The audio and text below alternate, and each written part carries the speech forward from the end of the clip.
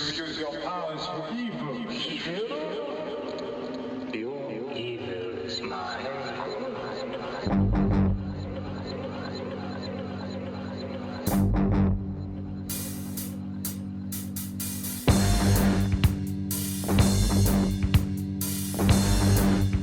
Hello, everybody, and welcome once again to another exciting episode of Next Stop Everywhere, the Doctor Who podcast. I'm Charles Skaggs. Hopefully, our theme music isn't blasting all over this like last time. But with me, as always, is my partner in crime and my partner in time, Jesse Jackson. Hello, Charles. How you doing? I'm good. How are Good. you? I am great. I am jazzed about this episode. You know, it took us a while. Yes. But yes, we are going back to the big finish and talking some more audio dramas. And we have a pretty special one today to talk about, don't we? Yes, we do.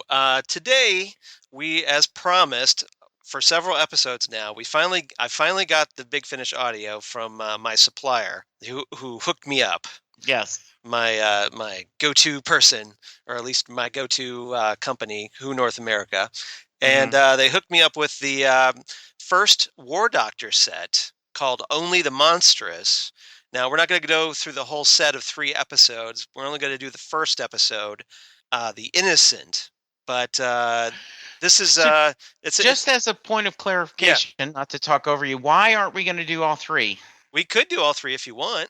If you want to do the second episode next week and then the week after that, or whenever, whenever. Spoilers. Yeah, I really like this one. Okay, you want to know what happens, so you want to know what happens next. Yes, I do. Okay. I will admit, yes. Okay, so I didn't know if you had a reason why you just wanted to go with the first section. Well, to be honest, I hadn't listened to it when I proposed the idea, so yes. I wasn't sure. So I wasn't sure what was involved. If it was worth, maybe going. I mean, I certainly think even if this had been bad, which it isn't, it's worth talking about because it's the War Doctor and it's the first kind of adventures we've had outside the 50th anniversary. But I thought this was pretty interesting. It is. And now it's essentially a prelude to the main action. Okay. Because this story, The Innocent, it's written the whole set, Only the Monstrous, is written and directed by Nicholas Briggs for Big Finish. But it's essentially a prelude to the next 2 episodes. Because we get the War Doctor who crash lands on this planet Keska, and his whole we kind of get reintroduced to the War Doctor in the same time as being introduced to the supporting cast, this character named Rejoice. So, and it's more of a character drama than it is an adventure, because most of it takes place with the Doctor recuperating. And I say this not to insult it. It was a pretty simple story. Right. But it worked really well as an audio drama, and it really did a great job of helping you kind of get used to John Hurt as the War Doctor, kind of the mind, kind of the frame, mind frame or, mindset of what's going on. I thought this was really well done. I was, there's so much about the War Doctor we don't know. That and this set up a lot of great things, and I kept thinking of, and we're kind of jumping ahead, but when we saw the Capaldi's Doctor, the 12th Doctor, right, on Gallifrey, all the reverence they were treating him. He's a war hero, right, and they talked about this things. They're kind of setting that up a little bit here, don't you think? Yeah, well, yeah, like you said. In the season finale of Series 9 finale with Capaldi, a lot of the Time Lords were kind of in awe of the Doctor because of what he did during the Time War. Here, we finally get a taste of, okay, what are the things that he did during the Time War? Now, we're not at the beginning of the Time War in the story. No. We're kind of like pretty much, this is just like one series of battles in a great big war. And the War Doctor appears to have been at it for quite a while. He's a bit weary. So this might be on the back nine of this incarnation. Yeah. Before we meet him in kind of set before we meet him in the Day of the Doctor.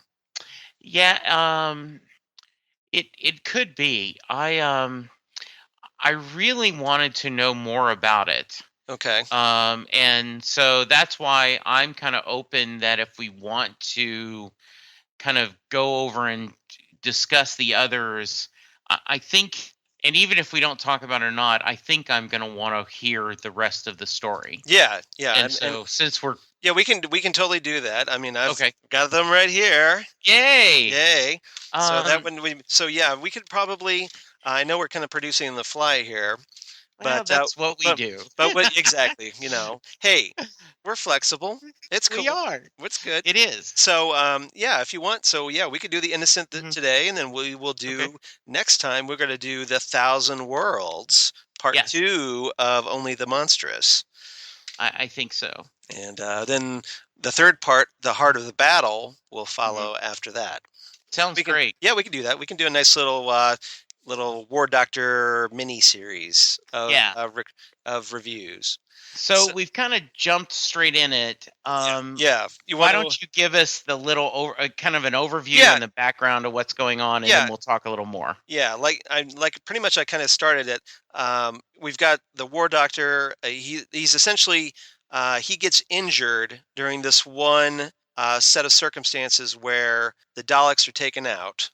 There's this Dalek fleet ready to, and we get that with the opening of the episode. They're like calling for total extermination of the Time Lords, and you've got these two Time Lords at this location called Omega One, who say that, or they've got this time destructor.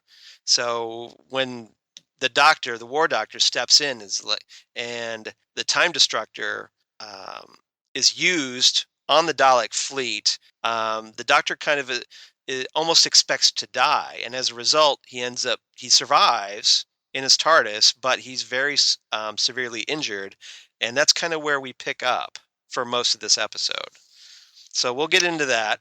Now this story features Lucy Briggs-Owen as Rejoice, and I think she does a really good job. She's essentially the Doctor's quote-unquote companion for the episode.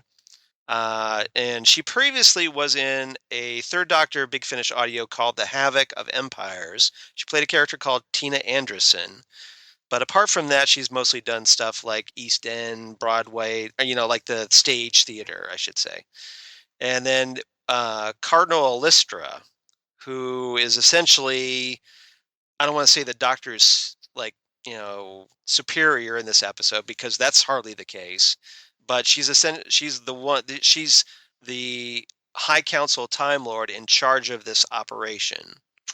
Yeah, I think what's been very clear to me as a novice Classic Who fan, though I'm getting better, is there's always been a tenuous relationship between the Gallifrey muckety mucks, the people that rule, and the Doctor. And this just continues that long tradition of him not necessarily respecting them, and them not necessarily having the most noble of people. Right. You always think of the Vulcans. I know we're mixing series here, but you always think of the Vulcans as a very high-minded, ethical race. Right. And you would think that the Time Lords would be that way, but historically they're not, right? No, historically, ever since the Classic series, they're pretty much portrayed as aristocratic jerks. Yes. And the Doctor, and this is one of the reasons that the Doctor rebelled against that. He's the outsider. He's the one who broke away from Time Lord society. He saw more than what they were doing, so he wanted more out of his life. Whatever. for whatever reasons. But as a result, his ideology often clashed with their ideology and continues to clash, especially with Cardinal Ollistra. Now, Cardinal Ollistra is played by an actress named Jacqueline Pearce. Now, you probably wouldn't recognize the name, but classic fans of Doctor Who from back in the day might. She played this character called Chesini in the Colin Baker adventure, The Two Doctors, which featured Patrick Troughton on television. So she's actually been on televised Doctor Who. And now, all these years later, she's returning to Doctor Who for this. Has that character appeared before, Charles? No, this character here, Cardinal Ollistra, has never appeared before. And then her character on The Two Doctors, Chesini, has never appeared since. Now, have we heard of the term cardinal in the Whovian universe before? Yes. Okay, so can you kind of it's essentially explain to me what that is? Yeah, a cardinal is essentially a high-ranking Time Lord. Okay. A lot of them are in like the High Council. They're not the Lord President. Okay. So it's essentially like the High Council, the ones in charge of Gallifrey, of Time Lord. There you have the Lord President as the head, and then you have you've got like a bunch of cardinals and the Castellan, who comprise that council. Okay. So and then you've got people underneath the cardinals. Okay. So that's kind of like the hierarchy: the Lord President on top, the cardinals underneath him, and then you have the regular everyday Time Lords. Okay, so what we're thinking is that it's almost they're almost like cardinals with the Catholic Church. Exactly. Okay. Yeah. So it's kind of a mix of that where they're going mixing the government yet the religious hierarchy of the Catholic Church to go through. Okay. Right. I thought that, but I just wanted to make sure that I'm reading the right context. Yeah, I'm glad you helped me clarify that. So okay, good. And then of course we've got the return of John Hurt, Sir John Hurt, as the War Doctor, which is just fantastic in itself. That a guy of his background and all the films that he's done. I mean, we're talking like Alien. Just you name films off the bat. I mean, he was in Elephant Man, Snowpiercer. Yeah. He's in. Yeah. Just all kinds of films. He's even in Indiana Jones and the Kingdom of the Crystal Skull. Yes. So every so often you'll find him. And he's just a fantastic actor. He did such a great job as the War Doctor in The Day of the Doctor and the Name of the Doctor for that little cameo. Right. But here it's kind of great because now, thanks to Big Finish, we get the actual we can actually get a run of War Doctor adventures, and he can kind of really dig deep into that character, which apparently he seems to enjoy. After listening to the there's the behind the scenes stuff on the third disc. Okay. So which I can send you later. But it's just he seems to be really into the idea, and he seems to really enjoy audio. So I'm hoping he, with his health permitting, that he keeps able to do more. Yeah, and I think it is very cool that someone of his stature, is being, in this. And it is so nice that because of the Big Finish audio, you can knock out, and I don't mean this in a bad way, but you can knock out episodes in a short time versus like filming an episode would take a lot more time. So you're able to get these really wonderful actors to come in, do a role, which expands our Doctor Who universe, gives us some great stories, but doesn't, you aren't bound by time and budgets and all this other stuff. So it's really nice. And the way Big Finish seems to be handling John Hurt, the way they've got him lined up for doing these stories is kind of similar to what they're doing with Paul McGann, where they bring him in and they record about 3 or 4 45-minute stories, had a shot. Yeah. And then they released that as a box set rollout. And Yeah. then, a few months later, whenever, you get another set. Yeah. So I'm just glad he's Yeah. doing them. Yeah, me too. So what's your kind of impressions of the War Doctor on audio? He's very tired, Mm-hmm. and Now he's recuperating. So yeah. Well, what I mean and is weary, I guess, is a better word. war weary. Yes, he is. He's been carrying a burden for a long time. Mm-hmm. He knows this is not necessarily what he wanted to do, but it's what he's had to do. I love his, he remains very smug, Mm-hmm. which is so typical of the Doctor.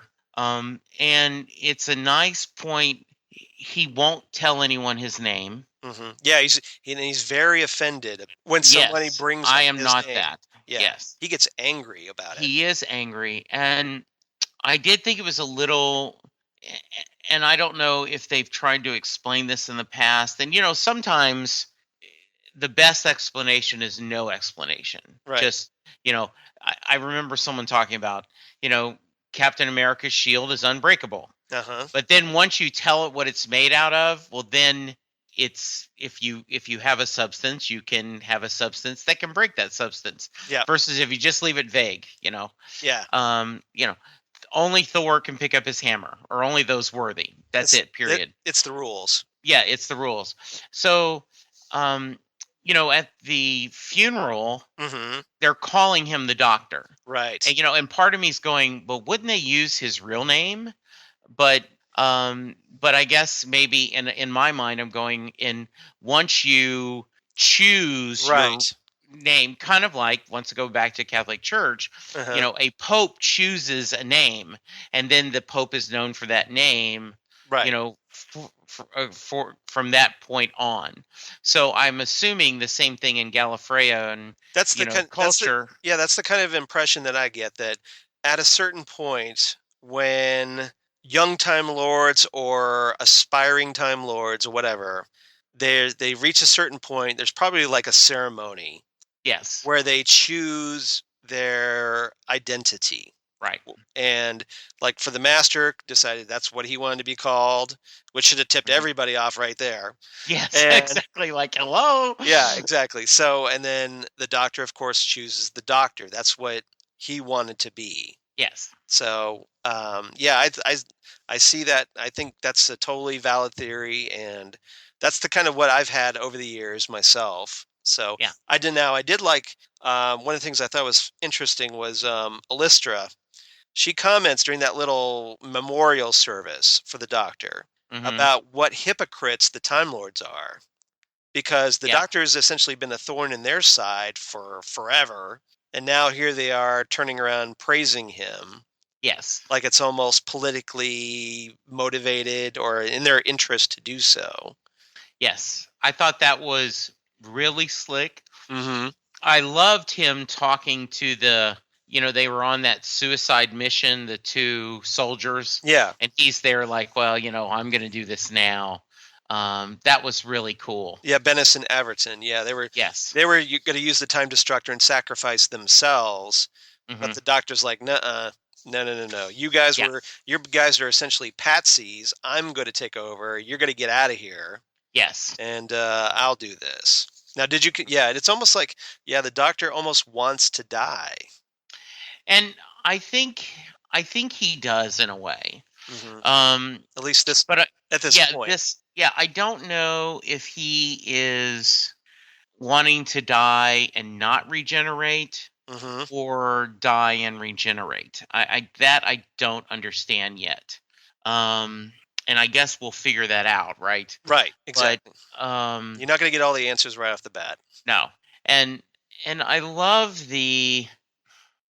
there was a lot of time where, and I, going back, I was an old school, the original Star Trek fan, loved Kirk, loved Shatner, but I always thought there were things that Sir Patrick Stewart did in a role as Picard that, Shatner couldn't have pulled off. Just Yeah. that weight of that actor. Yeah. And I think that Hurt carries that.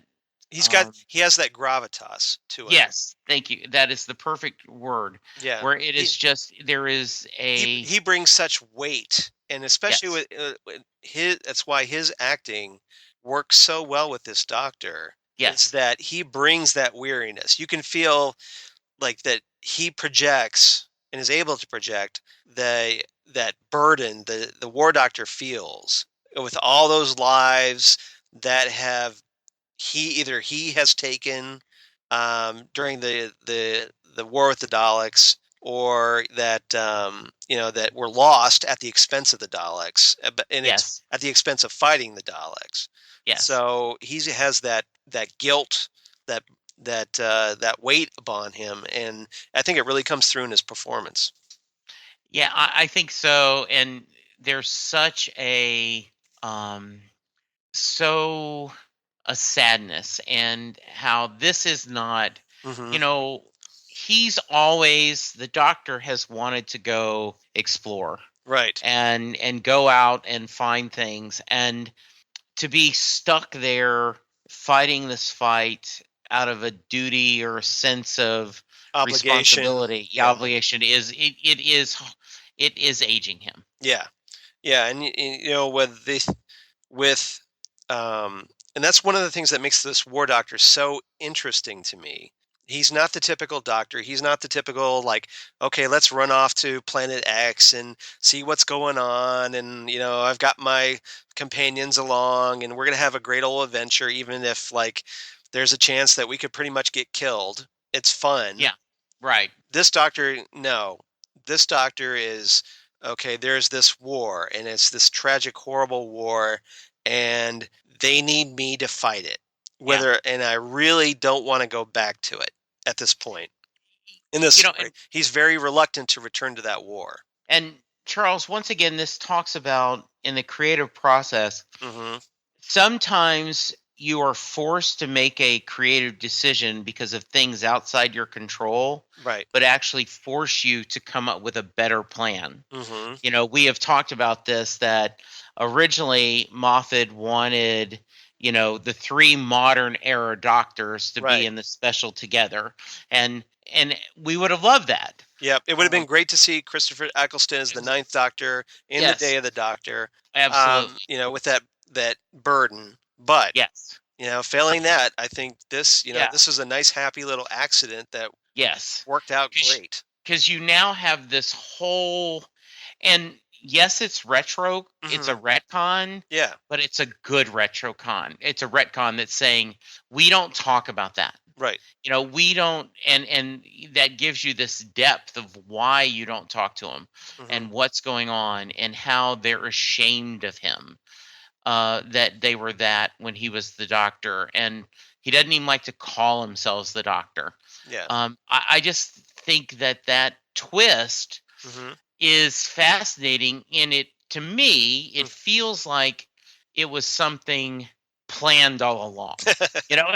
And I know it wasn't, but it feels that way to me. How about you? Yeah, I agree with that.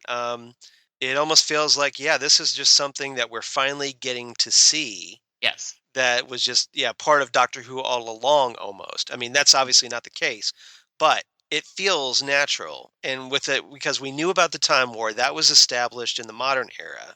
So, and we've wanted to see, or at least experience, what happened during that Time War. It's always been kind of nagging at us. Yes. And now here we kind of get some of those stories. We're getting those stories. And we have a doctor who is kind of like in his little self-contained universe, even though he's a doctor. I mean, it's not like it's some pretender. It's actually the doctor. This doctor who, because of all the things he did, denied himself, and later on when he regenerated into the Ninth Doctor, just completely said, okay, I'm never speaking of this part of my life ever again. And it looks like to me that Eccleston is playing that like he knew, which is impossible, but it works really well. That and I know people have said that when you go back and look at the very first Mm-hmm. Star Wars movie, because of Alex Guinness's kind of vagueness and the way he rolled, you can actually see maybe that a little bit of the prequels kind of showing up in the way he talks vaguely and Yes. everything. Yeah. And Go ahead. but no, I was just saying, but Eccleston has that burden Mm-hmm. that he is the one right after the War Doctor, and he's still feeling that. Yep. And those memories are fresh to him. Now, I know, but Moffat gets a lot of crap from fans. We've talked about that. But I think it's to his credit that when he created the War Doctor as a Ninth Doctor replacement, he really zeroed in on the traits that this War Doctor had to have that would lead into the Ninth Doctor, so that he does feel like a missing puzzle piece that fits perfectly into the puzzle. Totally agree with you, Charles. And the drama, there is not a lot of story in this audio drama, Right. and which is kind of to its strengths, because I'm listening to it in the car, and so it's very easy to follow. Right. There are breadcrumbs for the next two sections they Right. set, but the actual story itself, Doctor goes to a place that needs saving. Mm-hmm. He helps save them. Yeah. Move on. Yep. But because of Hurt's performance and his companion, Yeah. and the back and forth, and him falling asleep and this resting and all this, I'm in the car and I am dying of thirst after hearing him talk about the fruity drink. Right. Exactly. It's just like, oh, I want a fruity drink. Where's Yes. like I picture it like something like a really good fruit punch, Yes. and just like, oh, I want that. That sounds good. I do. I had that exactly. Yep. So that kind of that's a good that almost works into a nice little segue for I think our next topic. Let's get into Lucy Briggs-Owen as Rejoice. So I want to get your thoughts on what you I mean, essentially she serves the companion role without actually being a companion here. And I want to get your thoughts on her relationship with the Doctor, the way she's very protective of the Doctor and really really doesn't want him to leave. Yeah, she first off is Lucy Briggs. Is she related to Nicholas Briggs or any? I don't know. Okay. I don't know if there's a relationship there, Okay. but it could be just one of those Yeah, coincidences. She is wonderful. Yes. She is a little innocent Mhm. and naive. Hence the but title no- of The Innocent. Yes, but not necessarily in a bad way. Hmm. She has a wonderful relationship with the Doctor. Right. And I thought it was really interesting toward the end of the episode where he's almost has this wishfulness that, Hmm. in another life. And it sounds romantic, but it's not romantic. No. It is we could be the Doctor and companion. You could be a mate, as Right.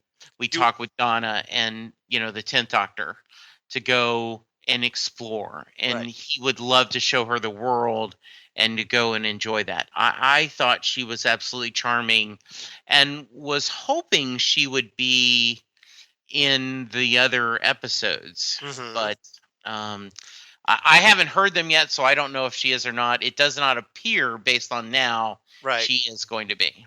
Right. I will not spoil that for you. Okay. But good. yeah, there is, we do. Let's just say, I'll put this out. We Yeah. do not see the last of Rejoice. And what a great name, right? Rejoice. Yeah, it's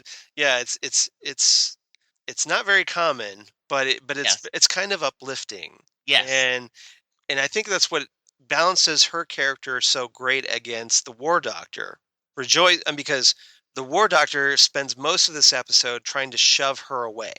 Yes. Like, leave me alone. I need to get back to my ship and get back to my war. even though I And really don't want to. But then he's like, as he like recuperates and he's enjoying Rejoice's company, whether he wants to admit it or not, yes, um, that relationship kind of shifts. And there's like a sequence in there that I want to get to where she kind of calls him out. hmm Like, she shows up for what the doctor says is like her 17th unwelcome visit in 134 sunrises. yes, And then Rejoice says, well, we always end up talking. And then the doctor kind of says, well, it's only because you won't shut up. right. But yeah, you essentially have the doctor, and then Rejoice kind of counters like, well, you pretty much like me, right? And he's dismissing it as like, well, you're just deluded, Yeah, something to that effect. he So, really is so playing the grumpy old man, it is, and it's so well done. Mhm. And And she's the caregiver, and there's another thing where he talks about that I wanted to bring up with their relationship is that he what was I going to say here? That I wish I would have highlighted this. He talks about that, she's essentially, he kind of notices what she's trying to do, and his view is, and he kind of mumbles this to himself, is that Rejoice, you've taken on a lost cause. yes, So he sees this as like, he's beyond saving, even though she keeps trying to save him. and once again we go back to that weariness. Mm-hmm. And what's beautiful about this, Charles, Mm-hmm. is this isn't a one note performance. I know we keep talking about his weariness, but it isn't that he's just playing the same note over and over again. There No. is a lot of diversity in this. There is a lot of, you see the doctor's arrogance, Mm-hmm. you see the joy, you see his smugness. There's his glibness, and he can yes, still absolutely. wisecrack with the best of the doctors. Yes, absolutely. But it's like it takes an effort for him to rise above Mhm. his weariness, but then he does. And I think it's and I think it's he has a nature, yes, and he's so focused on, well, I have to deal with this war that I can't be this doctor anymore. yes, Even though it creeps out every so often, we yes, get to see absolutely. glimpses of the actual doctor that we know and love Yeah. come out, and it's not just, and he's in denial over it, but it's still the person he wants to be, whether And he wants to admit it or not. so Charles, It's like he's in why denial over it. yes, absolutely. Why do you think he made a point of they had to push the button to do basically the Star Wars, the Yeah. SDI, Yeah, back exactly. in the 80s, yeah. Yeah.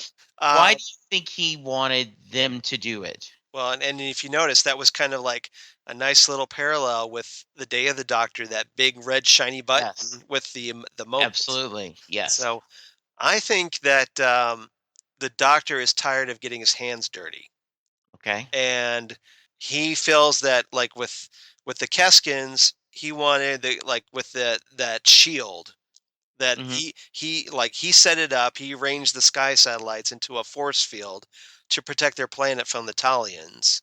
Right. But he feels that it's not his place. It's not he doesn't want the responsibility. So And he kind of tries to shove that responsibility, like, no, I'm not going to push that button. You're going to push that button. well, and I like that theory. That's the way I took it. Okay, my theory was I can't do everything for you.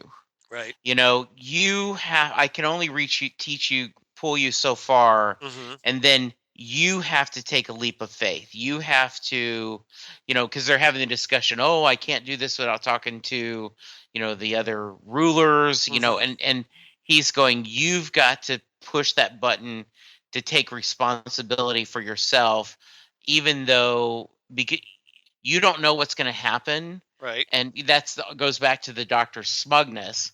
Because if he had told them, yeah, what I've done is, I've set up this force field that's, not going to hurt anyone, but it's going to protect you guys. oh yeah, sure, I'll push that button. But he wanted them to see, are you willing to go forward? So I thought that was a really nice dynamic Hmm. and kind of almost a test to them. Yeah, Are they well, worthy of the solution? right. Yeah, because there were comments. Now that you mention it, there were comments he makes throughout the episode where he kind of like you realize he's observing their society. Yes. Like he says, you're a kind people, Yeah. and that you weren't trying to force me into saving you. So this is why I'm going to save you. Yes. So And I go ahead. love the discussion of, stay. We're going to celebrate. He's like, okay, I will stay if we don't do a celebration. If I can just go be by myself. Right. I don't want. If you want to reward me, give me peace and quiet. Yes. Yeah. And that's the best thing you can give me right now. Yes. Leave me alone. Leave me alone. Leave me alone. Yes, the grumpy old doctor. Yeah, I want to be a hermit. Like I want solitude. I don't want to deal with you people. Absolutely. So okay, let's shift gears a little bit and let's talk about Cardinal Ollistra. I'm kind of curious because I know this is only the first part, so you don't really know her full story and deal yet. Mm-hmm. You don't really get that explanation until the third part. Okay. About what she's really up to. Okay. So, but I want to kind of get your thoughts, just like your initial thoughts on what her relationship with the doctor and, as friction filled as it is, and what do you think her agenda is? If I had a complaint about the episode, and I don't, okay, but if I was going to nitpick it, the impression is she's a very stereotypical Gallifreyan, leader. Right. Like, oh, we've seen this before. Okay. And of course she shouldn't be trusted. Of course she's, she thinks she's using the doctor and she thinks she's better than others and she's willing to send other people to die, but not herself. So you think she's very stereotypical? Yeah. Time villain. Yes. But because I'm not seen enough, right? It didn't bother me, but I'm just saying if I had to, I mean, she immediately fit in that mold. Okay. And that's not a bad thing. Right. Because sometimes those quick molds help you. This is less than an hour. So you've got to tell a whole story in less than an hour. And you're introducing all these characters. Yes, so that's not necessarily a bad thing. I will be pleasantly surprised if they go a different route a little bit with her, but I won't be disappointed if they don't. If she just is the typical, Gallifreyan, powers that be that like we saw on the season finale of this one, right? When he kicks the council out because they're all a bunch of arrogant bricks with a P. Right. So yes.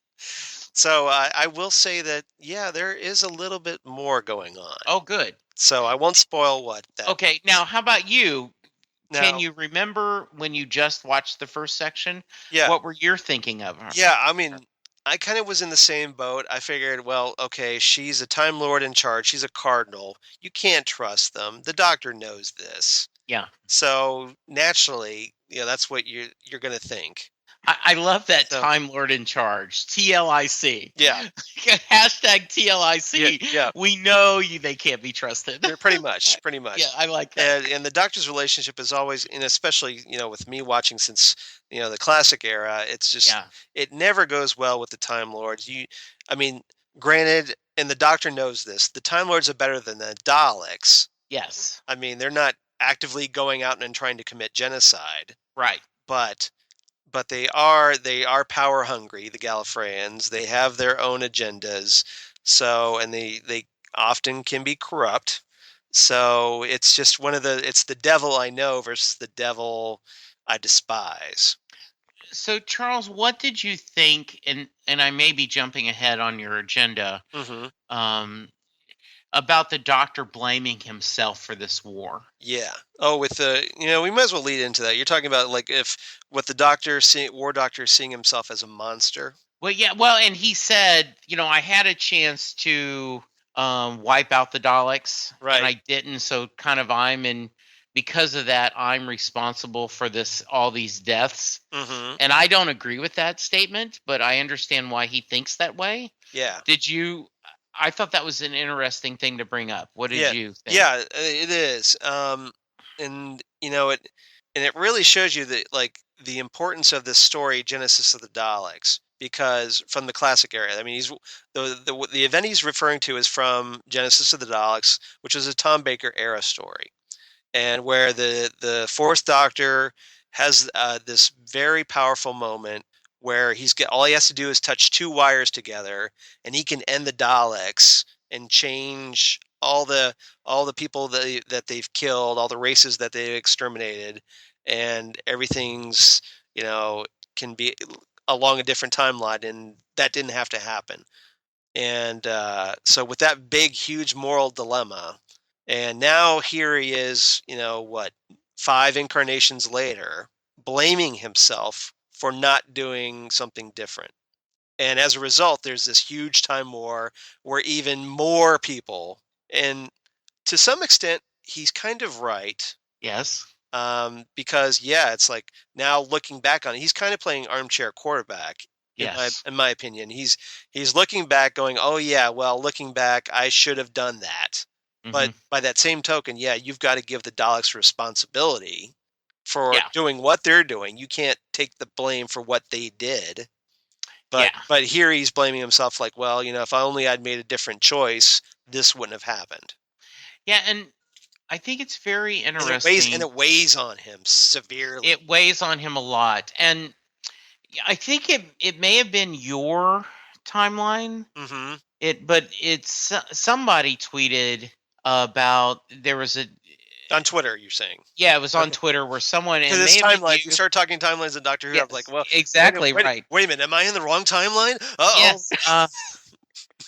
That if you kill a murderer, there's still the same amount of murderers in the world. Right. And I guess the Punisher was saying, not if you kill multiple ones. So it may have been something you retweeted or something, but I don't think so. I don't think that sounds like something I'd retweeted, but I mean, it's, who knows? It could have popped up on my feed as well. So I always want my hero to make the moral choice. Right. Even though, because you assume you want them to do the right thing. Like it is wrong for him it would have been to genocide the Daleks. Yes. That's wrong. Right.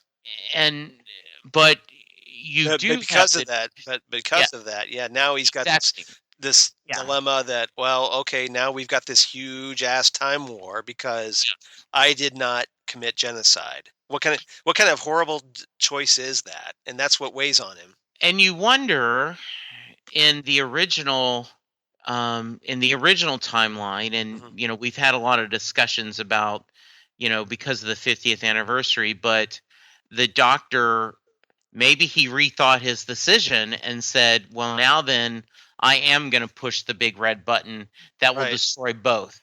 That, because I didn't destroy the Daleks, now I'm going to destroy them both to kind of save the universe. Yeah, and that's one of the great things I love about this audio now. In these War Doctor stories, it's like, I'm kind of like approaching the Day of the Doctor from a different perspective. Yes. And I think you're right. I think that looking at, Big Finish is now officially canon. Yes. So essentially now we learn that, okay, this War Doctor, he's feeling so much guilt over not killing the Daleks. Now it actually, yes, as you say, it affected his decision so that in the original timeline, he pushed that button. Yes. And destroyed Gallifrey, destroyed the Daleks, most of them, even though they eventually survived. Right. But as far as he knew, they were destroyed. And so, I think it did. I think that guilt played a big part in that original button pushing. I think you're absolutely right. Of the moment. Yeah. Yeah, I think so. And I just obviously, listeners, there's a lot in this 45-minute episode, right? It is a very, and that's a credit to Nicholas Briggs, who wrote a really complex, compelling script, which is essentially just the Doctor and Rejoice getting to know one another. Yes. For most of it. I agree. But they do talk about, just the doctor's motivations, what he did, and how it paid off in the future and whatnot. And it's compelling as all get out. And Mhm. that's why, yeah, I'm glad you're digging it because, Yeah, I am. yeah, I'm really digging this War Doctor series so far, and I cannot wait for the second set. I'm just like chomping at the bit here, Yeah. waiting for that thing to finally hit Who North America because I want to buy it and I want to listen to it. It really is, and I have not, I've only listened to a handful of Big Finish audios, Hmm. but by far this is my favorite. Yeah, this is Yeah. this is promising to be a great series, and Yes. and it gives me. I really want to. I can't wait to find out once we get to the 10th Doctor and Donna Yeah, how Big Finish handles them as well. So I'm gonna. absolutely. I don't know if it's going to be as meaty as Hmm. this, but Yeah. it should be fun. Okay. So let's kind of get into this, and we talked about kind of talked about the War Doctor seeing himself as a monster, but um, what do you make of Rejoice's trying to reassure the Doctor that he's not a monster? And she doesn't know the whole story, No, she doesn't, and um, because there was a really interesting confrontation between the two yes, in the rowboat sequence right. where the Doctor is kind of fed up and is like, "Look, I'm a monster. Let me show you how much a monster I am," and it starts smacking the paddles in the water. Yeah. He almost has a fit, and then Rejoice just is like, "Okay, that's it," and jumps overboard. Yes. So I And thought that like was a you need some quiet time. No, no, get in the boat. No, yep, I'm fine. And if you get too tired, I will come back and get you. That was a really great sequence. it was. And then now while I was listening to it in the car, I'm like, "Oh crap, did he hit her with the oar?" Oh, so I'm so glad you said that, Charles, because I thought that too at first. And then I was just like, "Oh, okay, I guess he didn't hit her with the No. oar. Thank God, because that would have been Yes. horrible." Yes. I'm guessing he just smacked it against the water or whatever and just went That's what I'm over the thinking. boat Yes. and flipped Hmm. out, and she got like, "Okay, I'm out of here. Bye." Yeah. Because I was just like, Um. "How did she end up in the water? Oh my God, he hit her? No, no, Yeah. thankfully not. Thankfully not." Yeah. I of course do not think the Doctor is a monster because he's doing what he has to do. Hmm. But that doesn't mean he's not done monstrous things. Right. If you're gonna, if I'm gonna cheat, Hmm. right? Yeah. It's like he's not a monster. I'm gonna, Yep. hate the sin but love the sinner, Right. and so I certainly think he has done monstrous things. Hmm. Um, And I and think it's to Rejoice's credit that she keeps trying to remind him of that. yes, Like you're not the monster you think you are. yeah, You're a caring person. You've proved it by trying to yeah. save my planet. Hmm. So you're not the monster you think you are. And none of us want to be judged on our worst days, Hmm. and also the you talk about this. We They just had a discussion on this on another podcast, um of he who should not be named, or will be normally. But the first thing you do when you join the military is you belittle your enemy. Right. You become, it isn't Joe from blank. It is a dirty blank, or Yeah. because you've got to go kill someone, you need to dehumanize them. Yes. And that's what the Doctor is doing, but it is against his nature so much. And goes back to, right, when the eighth Doctor is saying, I need to be a warrior. When Yes. they give him that, there is a way, with this form, with the little potion, Hmm. he can design his own regeneration. Right. And so, but despite this hardness and the battle he's fighting, this is not what the Doctor wants to be. And once again, we go back to that full circle of why the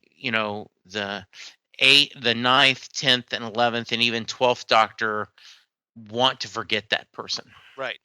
Now it's interesting you bring up the night of the Doctor, where he chooses that he wants to be a warrior Hmm. out of that regeneration.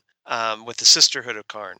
Now, I find it really interesting that as much as the Doctor said, "Okay, that's it, I'm becoming a warrior, and I'm becoming something completely different," the Doctor is still in there, in the War Yes. Doctor. I mean, yes, he's going out and he's doing things, but he's not as changed as he thinks he is, Yes. right? Was that a fair assessment? I think that's a very fair assessment, Charles, and it goes back to So it's almost like that whole, like make me a warrior didn't entirely work. yeah, and I think one of the things that is the beauty of this series Mm-hmm. is the premise that each unique yet each the same. Each Doctor is very different than the other Doctors, yet in a lot of ways, in a core way, they are the same person. Okay. It is going back to the symbiote, Dax, in Deep Space Nine and everything, Right. where they are very different because that symbiote's in there. This is, whether and you've seen that in the performances. Matt Smith's Mm-hmm. performance really leans on, Patrick Troughton's, right? Yes. And so there is that.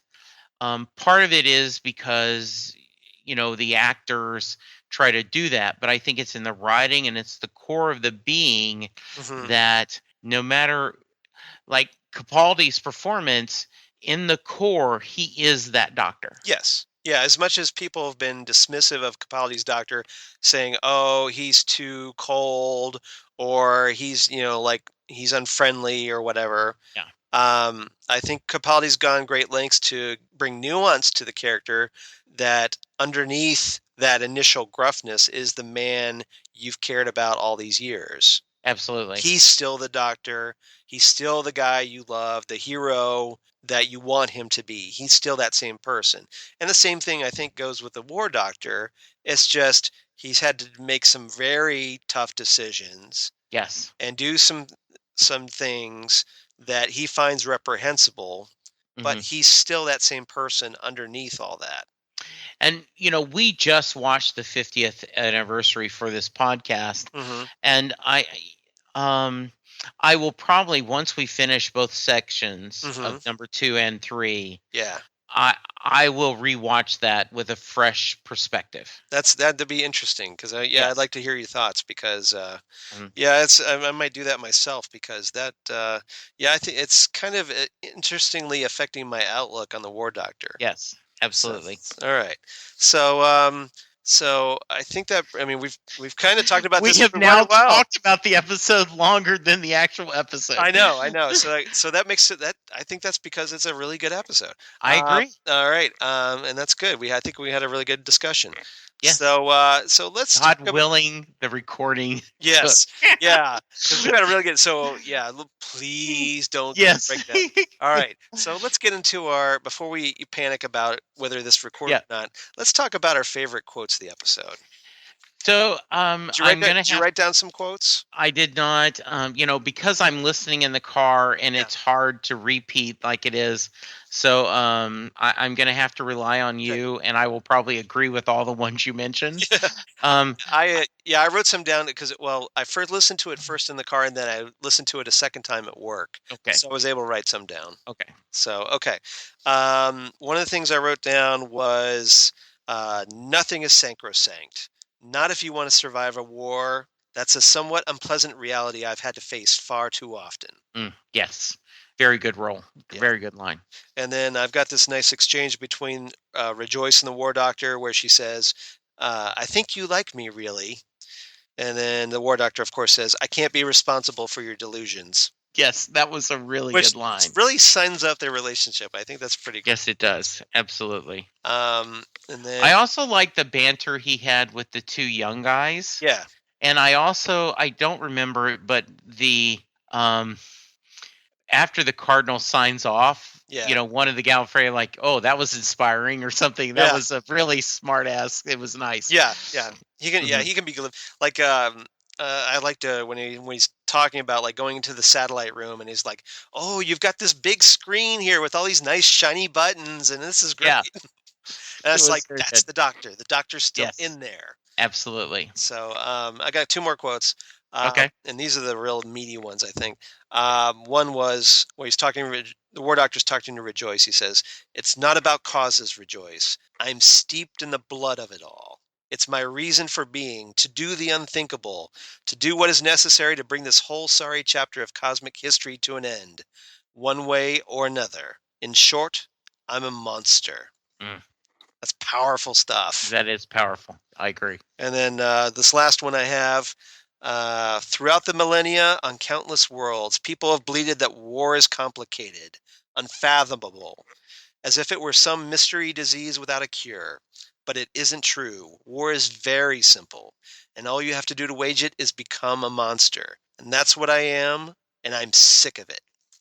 Yeah, and I the do War think Doctor this drops was the mic at that point. yes, I really did like the idea that they talk about why do you remember why this war started, and they're and he kind of mentions that they don't remember, and the Daleks and the Time Lords don't Yeah, remember, and yeah, so it yeah. is. Well, yeah, Rejoice asks him, well, when did the Time Lords start? And then the Doctor kind of flips it back on her, going, well, okay, well, Yeah. when did the war with the Thalians Yeah. start? And she's like, well, I don't know. Nobody seems to know. Right. And the Doctor's like, well, there you go. That's exactly Yes. what happened with us.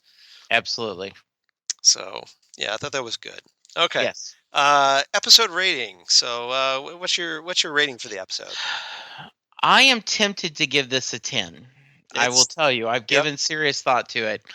Though I believe 10s are rare, but I will definitely give this 9, and it would not take much to get it to 9.5 cups of fruit punch. Nice. Fruity drinks, yes. You took mine. I was going to go for fruity No. drinks, true, but that's okay. That's okay. I will take. I gave this one 9. I give it 9 sky satellites. How's that? Very nice. So I enjoyed this one as well. Yeah. And I think it's very clear from our discussion that this interesting character study is a lot to listen to, and there's a lot to think about. So well done by everyone. You know, the cast, this writing, it's just amazing. It's top notch, and yes. I'm looking forward to talking about more with you now. Okay. All right. So I have a reverse the polarity really quick. Thank you, sir. Obviously, I'm going to go back to Genesis of the Daleks on this one because it does play such a part in this episode. Yes. It's the fourth serial, and we've talked about this before. It's the fourth serial from season 12 in 1975, written by the Daleks creator Terry Nation, and it's essentially the Time Lords, giving the Doctor a mission. So it's almost kind of foreshadowing his role as the War Doctor during the Time War. So while returning to Space Station Nerva by transmat, the Fourth Doctor is intercepted by the Time Lords for a mission to interfere in the creation of the Daleks to avert a future time when the Daleks would dominate the universe. The Doctor's given a time ring to use to return to the TARDIS when the task is complete. He finds that, oh, guess what? I'm already on the planet Skaro. Crap. And he joins his companions, Sarah Jane Smith and Harry Sullivan. And they end up meeting Davros, the creator of the Daleks. This is the first time we get to see Davros. So again, it's a really big episode, big story. And the group, I guess, uses the opportunity to rig explosives in the Dalek incubation room, which is what we talk about here, the big moral dilemma. But the Doctor finds himself unable to detonate it, asking, "Have I the right?" Which obviously plays heavily into this story. Yes, absolutely. The Doctor is able to avoid the choice when it's revealed that Davros appears to have succumbed to demands from an opposing group to stop his research on the condition of a vote. Davros reveals the voting was a complete ploy to give the Daleks time to arrive and kill the opposing group because, of course, it's Davros. While a plan was prepared... meanwhile, a plan is prepared to detonate explosives to seal the Daleks inside a bunker. Sarah and Harry escape to safety, but the Doctor returns to the Dalek incubation chamber to destroy it. But there's a Dalek inadvertently completing the circuit and destroys the bunker. So the Daleks end up trapped. They survive. They know that, and the Daleks are confident they're going to eventually emerge as the superior race, dominate the universe, yada yada. But even though the Doctor didn't stop the Daleks, he believes he hindered their development for at least 1,000 years, and feels successful in his mission. But obviously, that changes over time. Ooh, sounds good. Yeah. So one of these days, we're going to have to cover that story. Yes, that sounds really nice. But we're gonna for the next couple of weeks. Yeah. We're gonna go through this whole trilogy. Yeah. I'm into it, and I just think it's good, and so that sounds perfect. So I'm guessing in a couple weeks we'll talk about Yeah. the 1,000 Worlds, the second episode. Yay! Very And nice. we'll do that, and so yeah, well, I guess you might want to pick up the Only the Monstrous War Doctor set so you can follow along with us. I hope you're enjoying these War Doctor discussions Absolutely. as we try to give you something a little new to fill that hiatus until Christmas. Because it is a long wait. Yep. Now we did want to talk about one thing. Yes, we did. Did not forget. We want to talk about. There's a recent. I just posted the article on Next Stop Everywhere's Facebook page, so you might want to check that out. Where Peter Capaldi has come out and said that, it looks like they've cast the new companion. The only question is we still don't know who the new companion is, although there was a name that was rumored. Go ahead. And did he give clues that this is someone we've met before? No. Did he not, or he left it very vague? I think he left it very vague. Okay, good deal. So yeah, it could be a previous character we've met. Some people are still hoping for what's her name from Last Christmas. Right. So I think I would be happy with her. But the name that was floated out as this is what the tabloids threw out. So who knows if it's true? This is British tabloids. They threw out the name Raki Thakrar, who played, I'm guessing, a Muslim character on the EastEnders soap opera in Britain.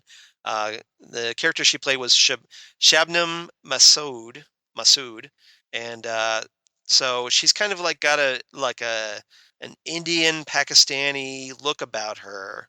So I think she'd be a really interesting fresh face for the TARDIS in the sense that, well, there's never been anyone like that kind of character before, which would be great as opposed to just generic British girl number 5317.